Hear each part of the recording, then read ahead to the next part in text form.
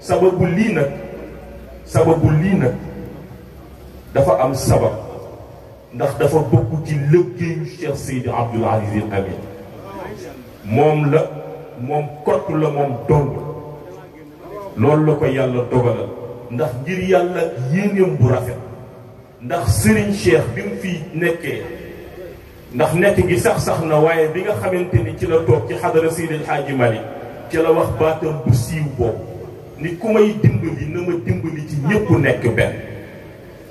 ñun ñu ni fii kàddu njaboot programme la njaboot moo koy matérialiser ñu ni pourquoi pas ñun ñu jëmmal ko ci branche yi nekk ci xadara Seydi El Hadji Malick te dëkki tundu Malika yi ñu ànd nekk benn. C'était en 2014 ren la am 10 ans ñu def ko 2 ans après ñu ni kat nit lu muy def te amutul ndigal day mel ni amul njariñ mooy consommer médicament boo xam ni amul prescription médecin ñu ni kon nañ dem Serigne Abdoul Aziz Al Amine ndax ku mu may ndigal am nga ndigal ñu dem ci moom mu jox ñu ndigal lu wér ndax booba ma ko fekk buleen ku ne xam na bu nekkee buleen liggéey ba mu fa nekkee yàlla dogal bu muy agsi ci waan mu nekk timis mu nekk ak ñun ngir yàlla fonk njaboot ndax booba ay ndaw gone yu tuuti lañu ay ndaw yu tuuti lañu mu toog ak ñun ba presque 23 heures jox ñu ndigal ni bu ngeen demee doxal leen maa ngi ci seen kanam maa ngi seen ginnaaw maa ngi seen lépp ba ñu ñëwee itam ñu ànd di doxal yàlla dogal ci biir doxal boobu chaque at ñu dem di ko rendre visite di ko ziyaare ji di ko defal compte rendu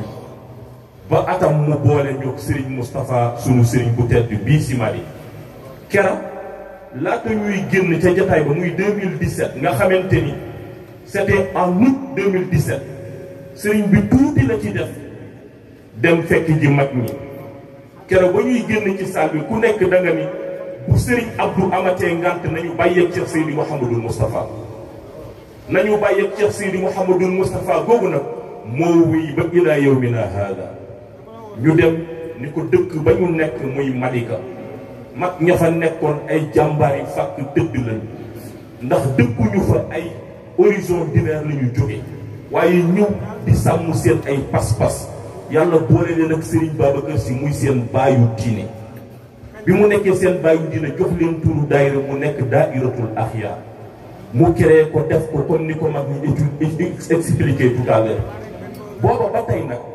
ñu ni ñun suñu sababu tarbiya boobu nañu ko jël jooyanti ko taxaw ko ngir gën a dekkal li nga xam ne moom la fi mag ñi bàyyi woon loolu nag bi ñu sëriñ bi booleeg Serigne Moustapha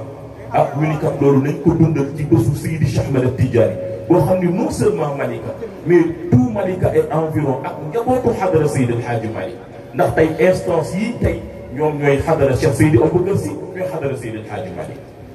moo tax lu ñuy def ñu ànd ko ñoom ci seen sababu tarbiya ñu dugg ci biir ngir kat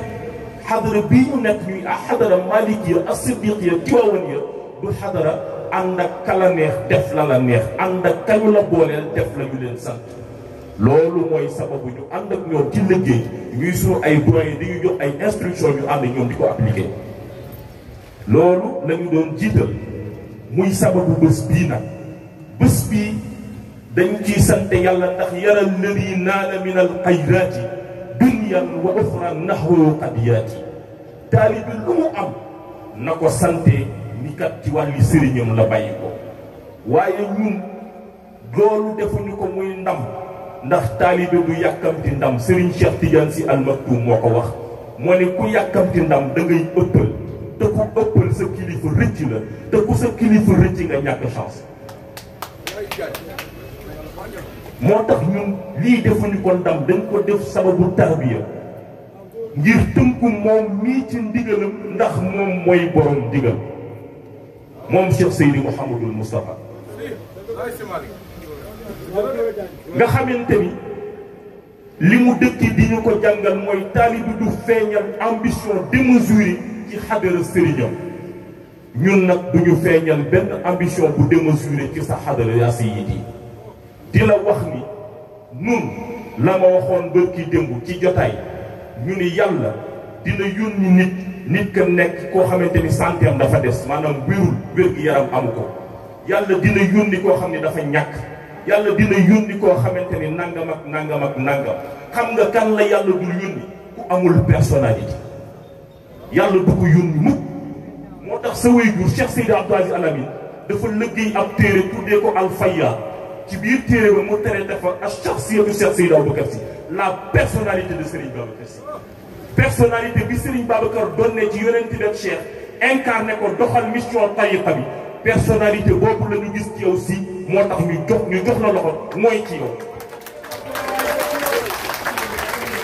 duñu la rëcc duñu la moy duñu la wacc te ñu ngi téye ci yow di la gëm di la wóolu waajiran wa baatin loolu la ñu doon jiital di ko feeñal ci ku ñu tolloon mag ak ci sunu wayjur yu tedd yii ñu ko bokkal ñu ngi lay jéggulu si waaye di dig lool ci sa présence ci sunu ëtt bii ci sunu dëkk bii ci Malika bi ndax man ñi fi nekkoon Serigne Babacar béggoon na ci ñoom ba ni leen Babacar bu doon nas ab jàpp peru diggal ba Babacar Malika la koy def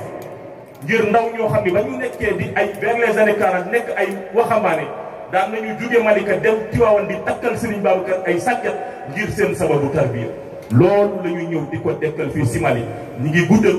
wasalaamu aleykum wa rahmatullahi taala wa barakaatu ñi ngi lay ziar yaa sayyidi Habib li ñu fàtte sa mbokk sa taalibe sa lépp macha allah nuyul Sarr bu Serigne Abdoul Aziz Al Amine moo ni joxal ñu ko Serigne bi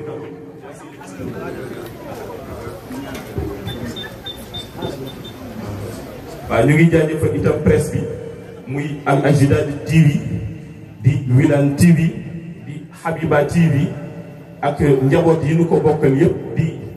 Sénégal 24 ñëpp ñu ngi leen di nuyu baax di leen ziar di jégalu wasalaamu aleykum bismillah. tabarakallahu Haj Mansour léegi nag wax